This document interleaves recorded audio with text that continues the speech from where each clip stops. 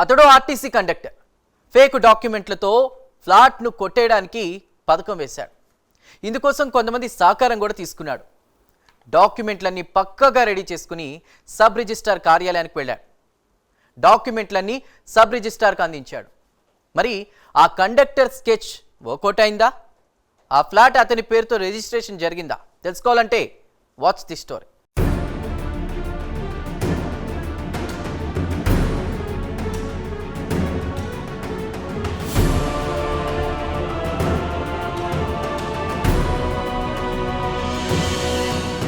అబ్దుల్లాపూర్ మెట్ sub రిజిస్ట్రార్ను బోల్తా కొట్టించి తప్పుడు డాక్యుమెంట్స్ తో ఫ్లాట్ రిజిస్ట్రేషన్ చేయించుకోవాలని చూస్తాడు చంపాపేటకు చెందిన RTC conductor Kosireddy Bhaskar Reddy.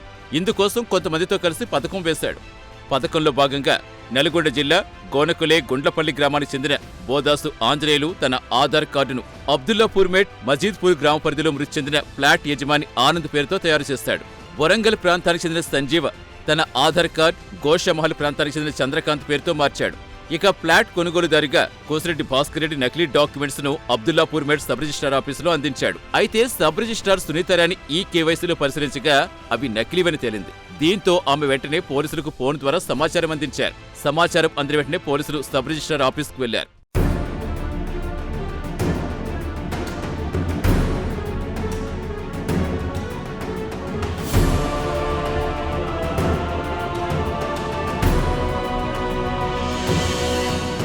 Flat registration కోసం సమర్పించిన పత్రాల్లో ఒకరు మినహా అందరూ నకిలీ ఆధార్ కార్డులే ఇచ్చినట్టుగా గుర్తించారు పోలీసులు.